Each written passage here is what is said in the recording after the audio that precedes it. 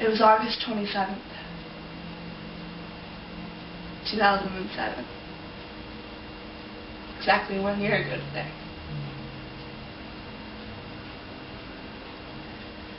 I remember it was dark outside. Really dark. And it was late. Real late. My father still wasn't home, but no surprises there. And it was quiet. Too quiet. The silence was a loud, strong, deafening one, where my ears rang a high-pitched scream and the rest of the world just seemed to go on.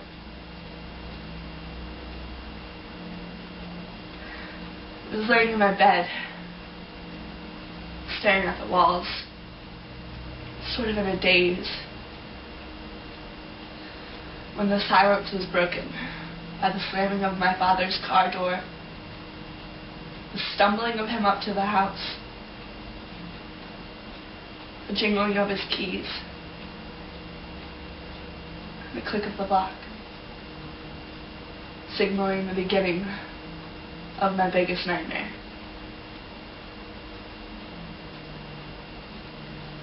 As he poured into the house, I heard him walk, not so nimbly, into the kitchen, where he rummaged for something, anything to get the smell of alcohol off of his breath. Soon after he had opened every drawer and every cabinet in the kitchen, he was joined by my mother.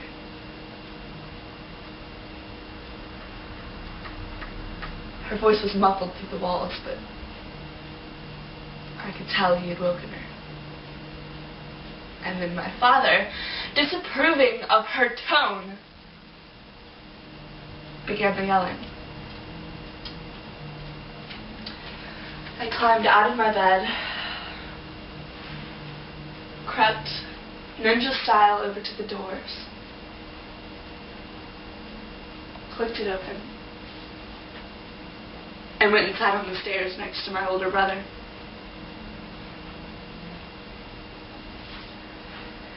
Andy and I were never very close. I was the straight-A, stuck-up one in the family. And he,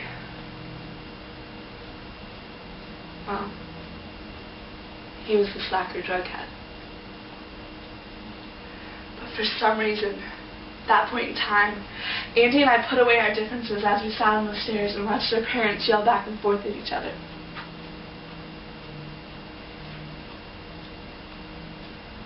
And without warning, silence crept back into my head. Only this time it was so unbearable that I had to clench my fist against my ears just to get it to stop.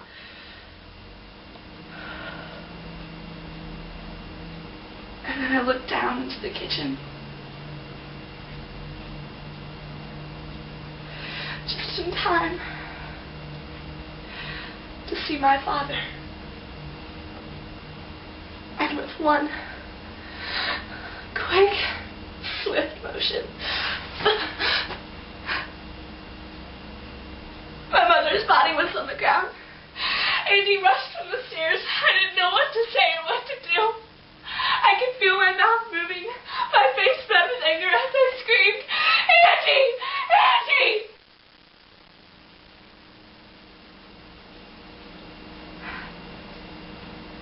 But he never even looked back. And before I knew it, there he was, sitting in between my father's raised fist and my mother's body lying on the ground, tears rushing from her face mixing with the blood from her mouth. My father looked my brother dead in the eyes and said, "Move." So my brother looked him right back in the eyes and said, You will never lay another hand on her as long as I live.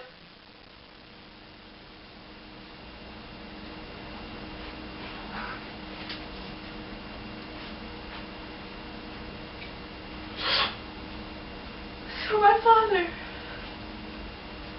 lowered his fist, somewhat in defeat, turned to the drawer next to him, slid it open, and pulled out a gun. He shoved the barrel of the gun directly to my brother's forehead. Silence crushed back inside of me as I watched my brother fall to his knees. My mother rushed over to his body. My father turned the gun on her too. Silence completely engulfing my heart now as I watched him pull the trigger on her too.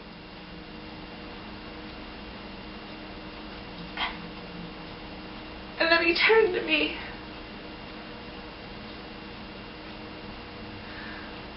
Put the gun to his head. Fell to his knees. The silence completely penetrating my soul now as I watched him mouth the words, "I love you, princess. And goodbye."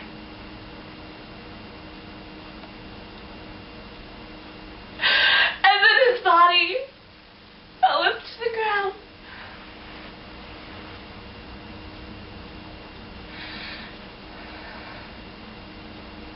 And the silence ended.